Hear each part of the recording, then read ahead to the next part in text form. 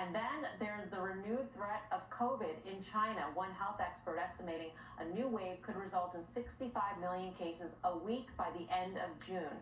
NBC hasn't been able to independently verify that report. Still, the news sent shares of vaccine makers like Moderna soaring today. Those shares seeing their best day of the year, up more than 8%.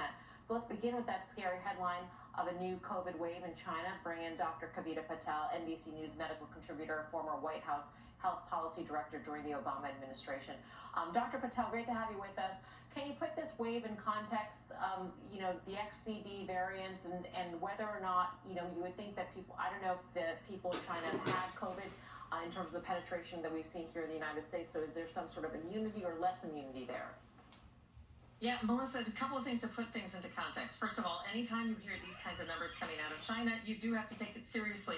And we don't know if we've kind of seen the peak of what their cases are. I know those are predictions about cases at the end of June, but it's difficult to say. But suffice it to say, XBB is the circulating variant around the globe, and we know it's a more easy variant to give and to get. It's more infectious, if you will.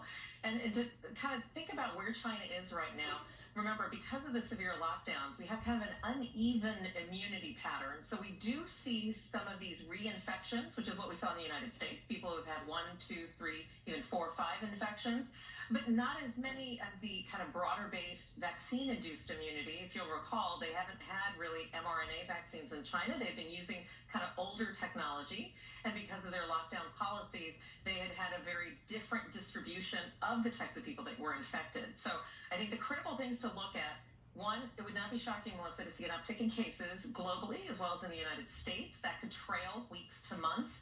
But the question is, are we seeing more hospitalizations? Are we seeing severe cases?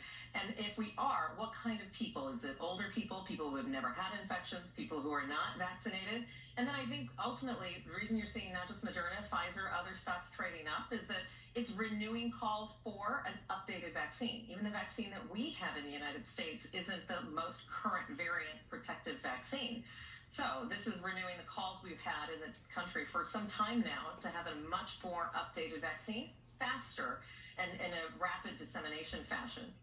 How would you gauge, and I know it's very difficult to do, what the public health response might be in China? I mean, they had COVID zero, then they completely flip-flopped on that, and at this point we're hearing reports of sudden shutdowns of events, concerts, conferences, movie theaters, etc.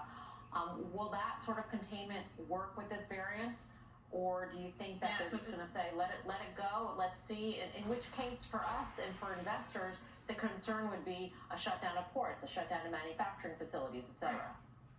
The supply chain demands that we've been talking about for so long, that we know that China is kind of sitting at the center, and even the drug supply chain that's still causing problems around the globe.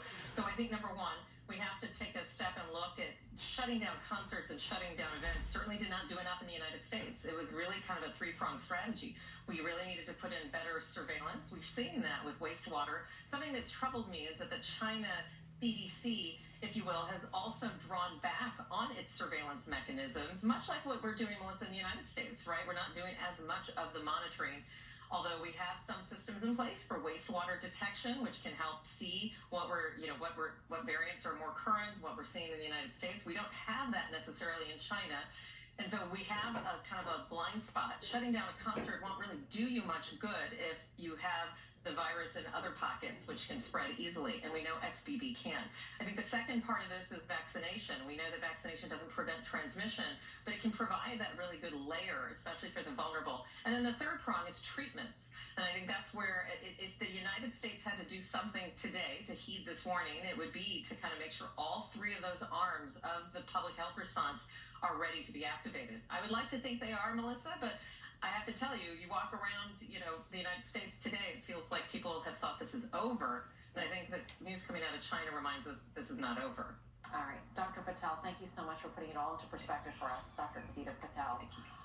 Let's trade this. Rebecca, how do you sort of digest this? Well, I think there's two downside risks to worry about. One is within China. If they do lockdowns, you're going to see a very quick pullback in services. We're seeing that priced into some stocks, but not broadly at a vulnerable time. I mean, youth unemployment at 20% in China, consumer confidence low, property sector already weak, government saying they don't want to stimulate a lot more. So this would come in a bad time domestically. But then to the point you made during the interview, if they say let it fly, right? Natural immunity, what'll be will be. But how does the rest of the world respond? Do we start preventing Chinese from coming in other countries again? Is it going to spread? How bad is that spread going to be? What kind of wave could we see? I mean, I doubt any of us have had a booster in several months at least. Yeah. So there is some vulnerability globally that this could spread and we could see another mini wave. And to her point, are we ready? So I do think this is a risk that we need to be thinking about pretty strongly over the next quarter at least. I mean, whether or not China actually decides to say we're going to shut certain cities down or certain sectors of cities down, or to say natural immunity, let's let this go, it seems like there's upside risk at this point to a disruption in the supply chain. Which is extraordinarily inflationary. That got us into the problem in the first place. That's something you've been talking about. Yeah, it's a problem. And the FXI, if you want to, again, we understand the health concerns, and we're all sympathetic to that. That's not our mandate here. But in terms of the trade, the FXI is at a pretty precarious level if you look at it. This sort of 27.5, 28 level has been support for quite some time. There's the chart right there. You can see it. You know, close below 27, things get dicey. And so many of these stocks that have been basically carried up on the wave, a lot of the casino stocks we talked about, starting to take it out to the woodshed a little bit here. One has to wonder, though, it's the inflationary aspect of this that's made a Fed's job difficult. Again, if this comes to fruition, that much more. Well, I would just add, not just inflationary, stagflationary, which makes the Fed's job doubly worse.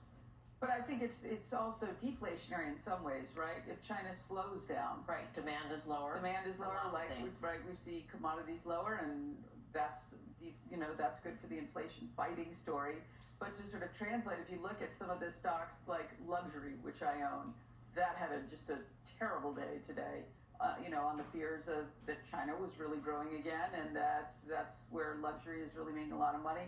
Wynn Resorts, a number of Macau-related things. But when you ask the question about would they just let it run, does that mean that you continue to operate ports even if some of your workers are sick? You stay open or you come to work sick? I don't know. Is that as opposed to a real shutdown? I guess they could, in theory, come to work sick if they are well enough to work. Well, even if they're before they did the contained Yes. bubbles, right? Right. So they had workers stay within certain Right, like zones, not factories. allowed Yes. to leave. Right. But that still created a lot of supply chain problems because you had transportation of a good to another place for assembly to the port. Right. So you still had a huge amount of damage to the supply chain, even with the bubbles. I'm sure I'm using the wrong word, but you know what I mean. right, closed systems Yes, or thank whatever. you. Yeah, no, I think your point about luxury. I mean, I don't know if you saw Tesla, and I look at it like probably every tick every day. It had almost a 4% reversal from its highs today. It was breaking out. It was kind of above this kind of downtrend it's been in over the last few months or so. And I think once those sorts of fears started kind of working their way through the market, you think to yourself, okay, what were some of the issues that they had about missing deliveries or slow demand in a place like China? It's these sorts of things. And I think that, there was all this optimism about China doing this about face on the zero COVID. When we think about that Q1 GDP print that we saw in China, it was like 4.5% or something. I mean, they were doing 6.8, 6.9 in the few years in the lead up to 2020, right into the pandemic. So the fact that we've really never had this great contribution from the China reopening trade, and I was looking at it today. Have you guys seen Freeport? Have you seen Alcoa? Have you seen, BTU? I mean, these stocks look like we are about to be in a global recession right now. They're not trading particularly well. Crude oil can't get out of its own way in and around this like kind of low 70s or so. So there's lots of things in the stock market that are not the shiniest things in the NASDAQ that are actually flashing some warning signs that don't seem to be evident in the major indices here in the U.S. Yeah, it seems like investors would not be prepared mentally, whether it be, thinking about the disruptions or pricing it into valuations for a supply chain disruption again at this point. It feels like everybody thought or inventory issues coming back again for the retailers. They've just gone through. But what if Foot Locker's got the inventory covered?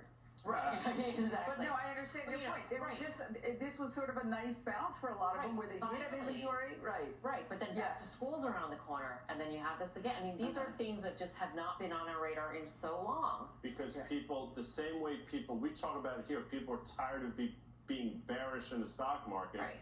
There's fatigue around this entire issue, which you can totally understand.